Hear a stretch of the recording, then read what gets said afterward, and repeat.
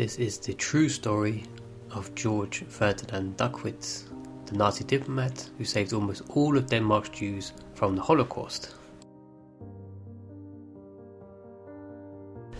When thinking about the individuals that made a difference through the saviour of Jewish prisoners from concentration camps, most will think of one Oskar Schindler. However, there is another German national whose actions eclipses that of Schindler. I'm talking about Georg Ferdinand Duckwitz. Georg Ferdinand Duckwitz was a German attaché serving in Copenhagen, who sprang into action in 1943 to warn the country's 7,800 Jews of the Nazis' imminent plans to ship them off to concentration camps.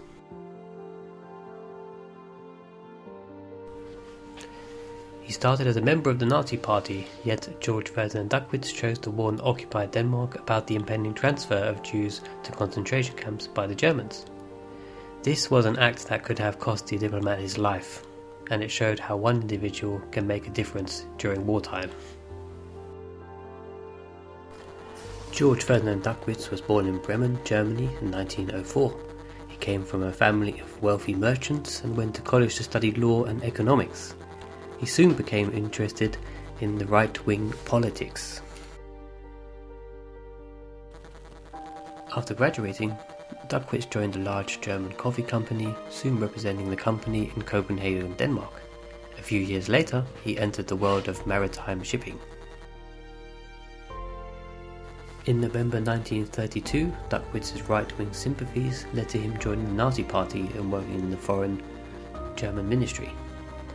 Following the Night of Long Knives in 1934, when Hitler began to consolidate power, Duckwitz resigned from his post. In his resignation letter, Duckwitz said, "The slaughter made me realize that I am fundamentally deceived in the nature and purpose of the National Socialist movement, that I am no longer able to work within this movement as an honest person." Georg Duckwitz was still living in Nazi Germany when World War II began in 1939. The German Ministry of Transport opened positions for shipping clerks to work in neutral countries. With his background in Denmark, Duckwitz applied for the Copenhagen post and won the job at the German embassy there. The German government benefited from Duckwitz's experience as a merchant marine expert. Duckwitz and his wife Anne-Marie were both fluent in Danish, which helped them considerably to integrate into society. In their social circles, the couple befriended many locals. These included members of the Danish Social Democratic Party. On the 9th of April 1940, Germany invaded neutral Norway and Denmark, the start of their lightning attacks on Western Europe. Whilst Norway resisted for a few weeks, the Danish government surrendered almost immediately. Bordering Germany and a small army, Denmark decided to avoid the heavy bombing of its cities. The Nazis were at first relatively lenient with Denmark. To them, the majority of the Danish people were considered part of the superior Aryan race. Also, Germany needed food for their growing war effort, and Denmark produced a lot. From Denmark's perspective, cooperating with Germany allowed the small country some political autonomy. However, by 1943, relations began to deteriorate. The Danish resistance movement responded with increasing acts of sabotage against the occupation. In August, there was a series of protest strikes leading to general unrest. The Germans retaliated by removing many Danish government and military structures. In October, they went after the country's 7,800 Jews who had been left alone until then. Werner Best was a senior SS officer who became Reich Commissioner over Denmark from 1942 to 1945.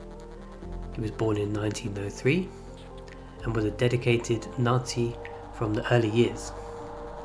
Earning a law degree, he became a chief legal advisor to the Gestapo, as well as a chief secret state police for the Reich Ministry of the Interior.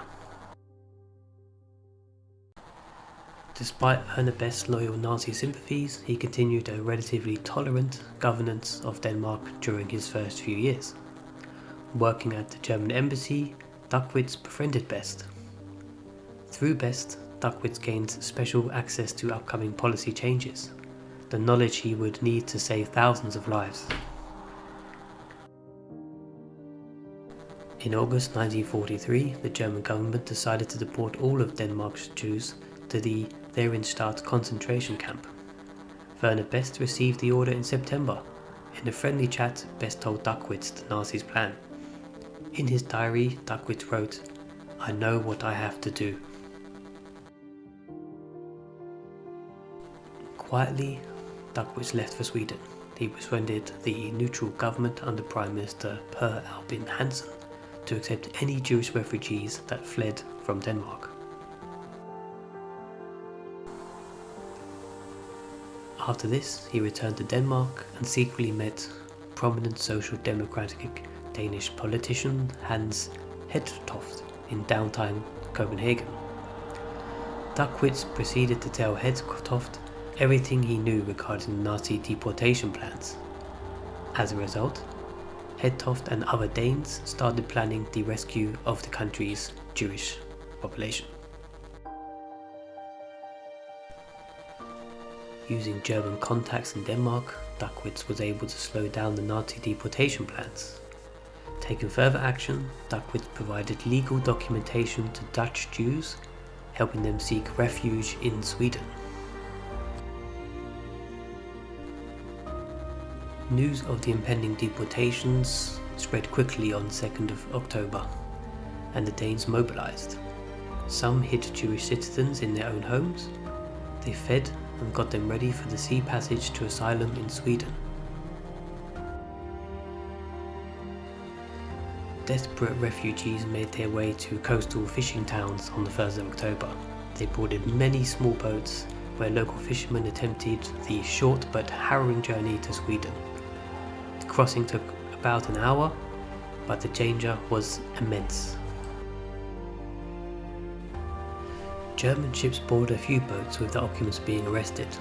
Duckwitz, in one more act of courage, persuaded some German harbour masters that he knew to not send out further military patrols.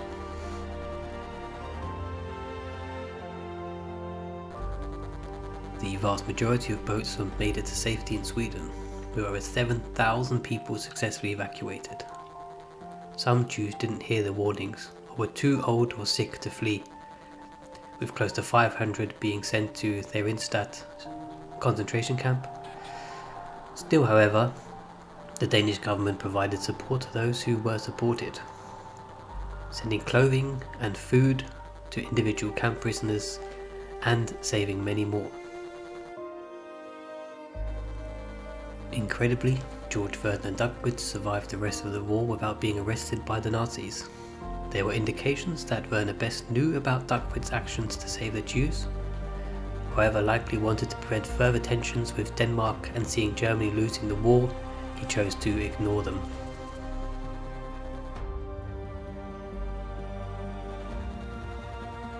Duckwitz worked for the West German government after the war.